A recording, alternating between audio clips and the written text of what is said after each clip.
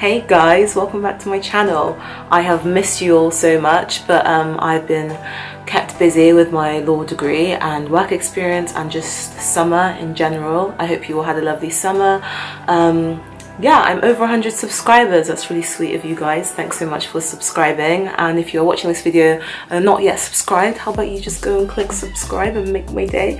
So, seeing as I've been doing a lot of networking over the summer, I thought I would give you my top networking tips. There are a lot of networking tips out there for you, and people have loads of detailed ones of all of most of the ones that people would say each time, like be detailed about the company, be polite, be professional, and all that jazz. If you want to watch those videos, then go watch those videos, but these are my top tips and the things that have made me successful and gained me work experience at top firms. So yeah, apart from the basics of like be polite, dress nicely, and obviously go up to people, then yeah, these are the things I do on top of that and will have worked for me. So I'm just saying it out there so you can't be like, oh, you can do this as well or whatever. I'm not saying you can't do those. I'm just saying this is what I do. So yeah, let's just get straight into the video. Okay, so let's talk about fairs, not freshers fairs, like networking and career fairs that your university has available, or like your law group or whatever does, or law society does. Okay, so when I go to these fairs, the only thing I bring with me is this little thing right here. It's not, doesn't have, you don't have to pick a colour like this, but this is just a folder of all of my accomplishments, pretty much. Obviously like my certificates, my grade certificates are in there as well, just because I keep them safe in there, but they like any certificate I've got from since year 7. So why do this? Because most of the times these lawyers and HR people from these firms usually say, oh, what's in your hand, or what are you carrying, or something, and it's like a starting conversation. A lot of them are like, oh, cookery competition, and you did athletics, and I was like, yeah, I'm no longer sporty anymore. It just gives you something to talk about that's not just law related. Why I like doing this is because these people have probably done so many freshers fairs, and they've had people like, oh, what do I do to get into your firm? What grades do you need? What do I need to get in first year? Do you look at first year grades? On all these bog standard law questions that everybody asks, which is great. You can ask them if you really don't know, but most of the time we do know the answers, but you just ask them to build conversation, and I'm not about that boring small talk life. So I bring this so I can have a conversation about other things that I do outside law, and then find out things that they might like as well. So it just starts the conversation up normally, which is what's good. And I also keep like business cards and stuff that I get from the event there as well. So and if you haven't got a file of your accomplishments, then I suggest you start one, or just even going back to old jobs or wherever you've done work experience, and just to start making one, I'll ask them for a letter. So in year 9 we had to all do work experience, and I did mine at a hotel, and what I did was I emailed them and asked them to just write me a reference or something, because then I'm building up like a book, like a portfolio of my skills, as well as like academic and like A-levels and all of that stuff. It also shows that you're a really well-rounded person.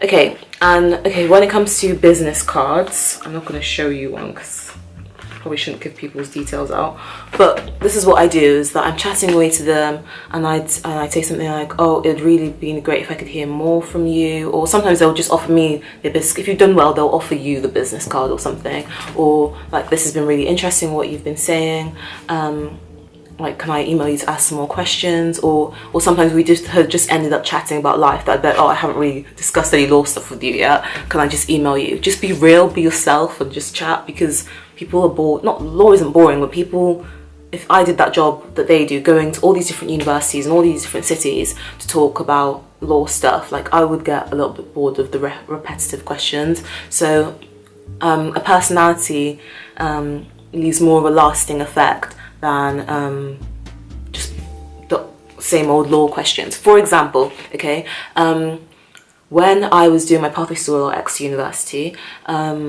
we had this very small networking session with I think it was, Ashford's or something. I think it was Ashford's. And I just got into a debate about criminal law with them, and they're not even like criminal lawyers or whatever, but that's the only bit of law that I knew because I did A-level law, and A-level law is just criminal, right? And I left such an impression, hopefully I think it was good, on them, that now at my university, so this is like 2-3 years later, I went up to the Ashford table and I was like, oh, you guys are really cool. Like, I was chatting to some of you when I was A-level, and then like, oh, you're the girl that did the debate thing. And I was like, oh my goodness, like, because they went back to their office and then they spoke about me to the people they had, because we had such a fun time, the people that they work with, their colleagues, because we had such a fun time. And that's like important, is to leave a lasting effect on people, that when different people come to a careers fair, they remember you. Okay, with business cards, say you've been giving the business card, you got the details, you smashed it, right? And this person really likes you, and they actually might be kind of looking forward to your email, if you're lucky. This is what I do. When I get home, or as soon as the event's finished, or if I even have just a spare time before I'm moving on to the next table, I'll get a business card, and then I will scribble what they talked about. So for example, a recent one that I met, he mentioned that his kids were doing their GCSE results, and he was like really worried about them, and what other work, like he asked me about the work experience that I did before law, and this is this like established lawyer, and then so he mentioned his kids, so I scribbled that on the card, and then I scribbled the event that I met them, and the date that I met them, and just any other details they spoke about, like, or any advice they gave me, all on this. So my business card is pretty much packed with all these little notes. Why I do that is because when, say if I email them next week, I'll be able to mention, oh, and good luck to with your daughter and her GCSE results, or when we were chatting about this, because it makes you then look, oh, you were listening to them, you had an interest into their life, and they just want to help you. That's just how it works. If you show an interest in them, they will show an interest in you, interest more than just in the law bubble and trying to get something out of it.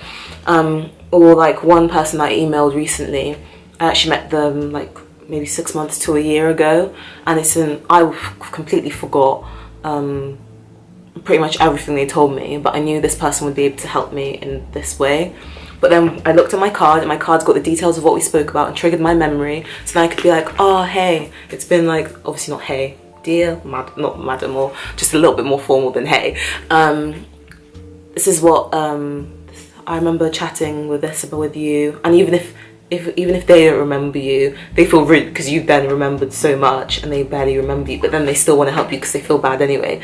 So that's what I usually do. Yeah, I hope this was a little bit helpful for you and not too chatty and waffly, which is not very good lawyer skills on me, not being concise, but I just wanted to have a chat, and I'm free, got free 10 minutes to do this video.